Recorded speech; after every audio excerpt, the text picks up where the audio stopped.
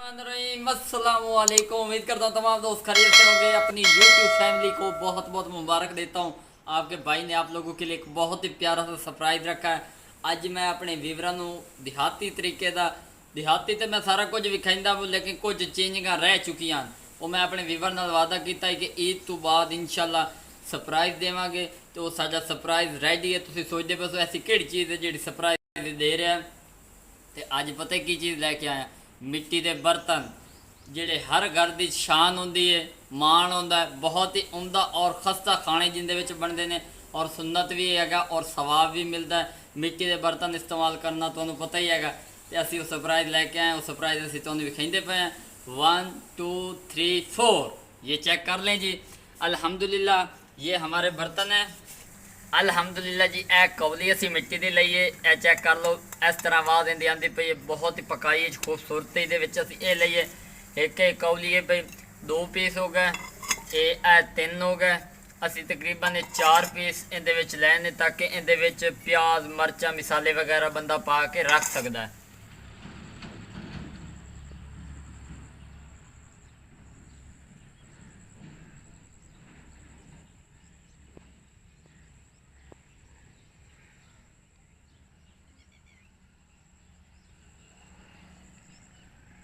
अल्हम्दुलिल्लाह ए असी गिलास लिया है। ए चेक कर लो, खूबसूरती वाले गिलास इहदे विच मिट्टी दे लैने। ए चेक कर लो, इन्हां गिलासां दे विच जिहड़ा पानी असी सालन वगैरह पकाउणा उहदे च असी यूज़ कर सकते हैं। उस तो बाद ए छोटी जी यानी कि ला लो साणक जिहनूं कहंदे ने या परात टाइप इहनूं कहंदे ने देहातां दे विच, असी ओह भी मिट्टी दी लईए। इहदे विच मिसाले प्याज दी मिकदार ज़्यादा भी होंदी ते असी ओह भी इहदे च रख सकते हैं।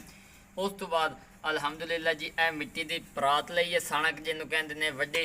इहदे विच असी सालन वगैरह रख सकते हैं, आटा गुन सकते हैं। बहुत ही खूबसूरत इहदी लुक नज़र आती पई है। तो उस तो बाद सब तो अहम चीज़ वो है कढ़ाई जिन्हों कहते हैं कुन्नी, देहातां दे विच जिन्हों कुन्नी कहते हैं। ए चेक कर लो जी मिट्टी दी, ये भी असी लै लईए। अल्हम्दुलिल्लाह जी ए चेक कर लो, खूबसूरती उत्ते नज़र आ रही है, फुल शुल ये बने हुए ने। बहुत ही खूबसूरत कुन्नी है साडी आई है।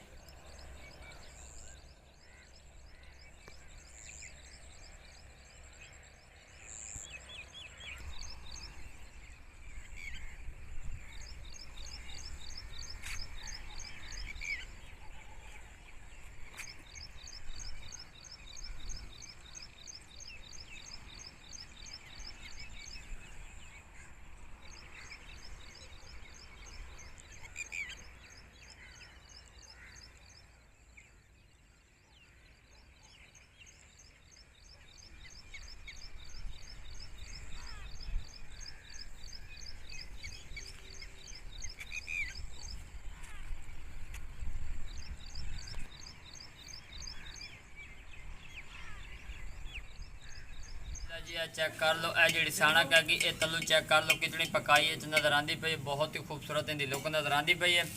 अल्हम्दुलिल्लाह इनका वजन ही बहुत है, लेकिन अंदर की जितनी खूबसूरती उतनी बाहर की खूबसूरती है पई। ये सालन वगैरह दुध वगैरह भी तुम यूज़ कर सकते हो। उस तो बाद हाथ पाट असी लिया जिंदे रोटी भी रख सकते हो। ए चेक कर लो, अल्हम्दुलिल्लाह बहुत ही खूबसूरत इनकी भी लुक नज़र आती पई है। ये तुम उत्तों सालन कण भी यूज़ कर सकते हो। ए चेक कर लो, सानू बहुत शौक है दम भगत बनाने का, इो जी VIP डिशा, तो असी आके चलो ये बनावे। उस तो बाद ये चेक कर लो, हाज पाज बहुत ही खूबसूरत नज़र आता पाया।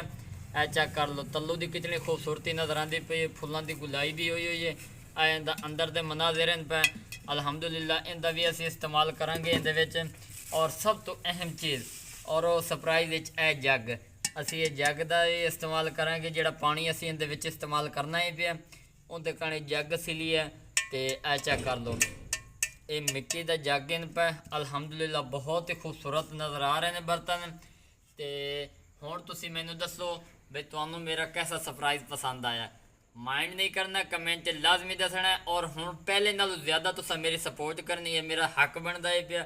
लाइक सबसक्राइब शेयर कमेंट धड़ की आने ने और दसना तुहानूं मेरा सरप्राइज़ पसंद आया कि नहीं आया। और अल्हम्दुलिल्लाह जिहड़ी बीमारियां इंसान नूं लगदियां ने ये कुदरतन एक आफत होंदियां ने, लेकिन इन्हां तो बचण कण सब तो अहम और मेन पॉइंट ਇੱਕ ਸੁੰਨਤ ਤਰੀਕਾ ਹੈਗਾ ਮਿੱਟੀ ਦੇ ਬਰਤਨ। ਤੁਹਾਨੂੰ ਅਪੀਲ ਕਰ ਰਹੇ ਹਾਂ, ਰਿਕੁਐਸਟ ਕਰ ਰਹੇ ਹਾਂ, ਤੁਸੀਂ ਮਿੱਟੀ ਦੇ ਬਰਤਨਾਂ ਦਾ ਇਸਤੇਮਾਲ ਕਰੋ। ਘਰ ਵਿੱਚ ਬਰਕਤ ਵੀ ਆਏਗੀ ਔਰ ਮਜ਼ੀਦ ਖਾਣੇ ਦੇ ਵਿੱਚ ਬਰਕਤ ਹੋਏਗੀ ਔਰ ਅੱਛੀ ਖੂਬਸੂਰਤੀ ਆਏਗੀ। ਬਿਮਾਰੀਆਂ ਦੇ ਬੰਦਾ ਬਚਿਆ ਰਹੇਗਾ।